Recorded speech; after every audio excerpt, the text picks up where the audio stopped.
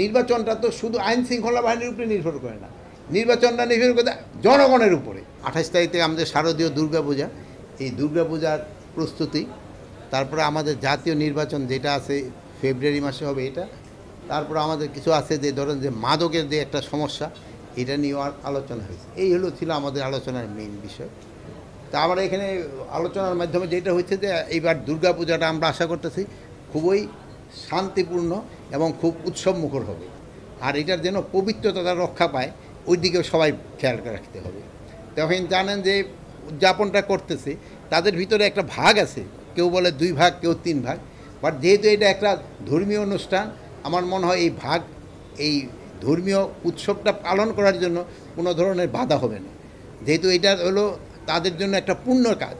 এই পূর্ণ কাজটা করার জন্য কেউ কোনো ধরনের বাধা সৃষ্টি করবে না, এটি আমরা আশা করি। ইলেকশনের ব্যাপারে আমাদের কিছু আলোচনা হয়েছে যে ইলেকশনটা যেহেতু ফেব্রুয়ারি মাসের ইলেকশন, এটার জন্য কিছু কী প্রস্তুতি, এক একজনের এক এক ধরনের সাজেশন ছিল, ওটি শোনা। যেহেতু সব সাজেশন তো এখানে আলোচনা হয়েছে, হয়তো আমি আবার উপরে যারা আছে তাদের কাছে হয়তো আলোচনা করতে পারবো।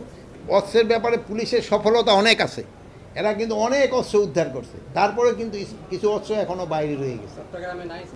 নেভি থাকবে, এয়ারফোর্স থাকবে, এবং আমাদের তো পুলিশ আছে, বিজিবি আছে, আনসার আছে, কোস্টগার্ড আছে, র্যাব আছে, তারপরে তো সর্বোপরি প্রশাসন রয়ে গেছে।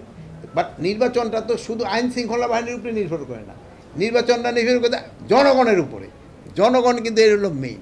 জনগণ যদি নির্বাচনমুখী যে সময় হয়ে যাবে সে সময় এটা কেউ আটকাতে পারবে না।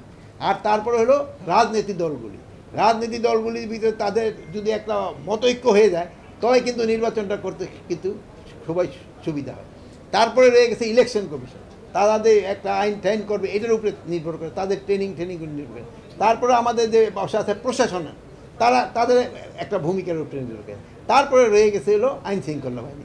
সবাই সম্মিলিত প্রচেষ্টা কিন্তু নির্ভর। আর সর্বোপরি রয়ে গেছেন আপনারা সত্যি ঘটনাটা যদি দেন, দেখেন প্রথম দিকটা কিন্তু আমাকে পার্শ্ববর্তী দেশ অনেক উল্টাপাল্টা খবর দিত, আপনারা কিন্তু এটা কাউন্টার করায় আপনারা সত্যি খবরটা দেওয়ায় কিন্তু এখন কিন্তু তাদের সংখ্যা কমে গেছে। বাট এই পুজো উপলক্ষে কিন্তু তারা আবার করা শুরু করবে। আমি আপনাদের অনুরোধ করবো, আপনারা আগে যেই ভূমিকাটা পালন করছেন এবার ওইভাবে করবেন এবং তাদের কাউন্টার করবেন, এবং জনগণ যেন সত্যি ঘটনাটা পায় ওইটার ব্যবস্থা করবেন। আরাকান আর্মিটা এটা কিন্তু বেঁচে আছে এই মাদকের উপরে। এই মাদকের প্রচুর মাদক আসে, আর এই মাদকের পরিবর্তে আমাদের এখান থেকে কী যাচ্ছে, চাউল, সার, তারপরে আপনার ঔষধপত্র এবং অন্যান্য প্রয়োজনীয় যে এইগুলি এটা আমরা আলোচনা হয়েছে, এইগুলি যেন না যেতে পারে এবং এই মাদক যেন কোনো অবস্থায় আসতে না পারে। মাদকটা কিন্তু একটা চিন্তা করেন, এটা কিন্তু আমাদের পুরো সমাজটা নষ্ট করে দেবে।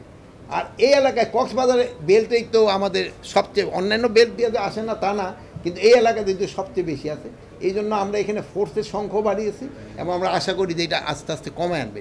আমার মনে হয় মাদকের সমস্যাটা কিছুটা কমে আসছে, এলিমিনেট হয় না, এটা সত্যি।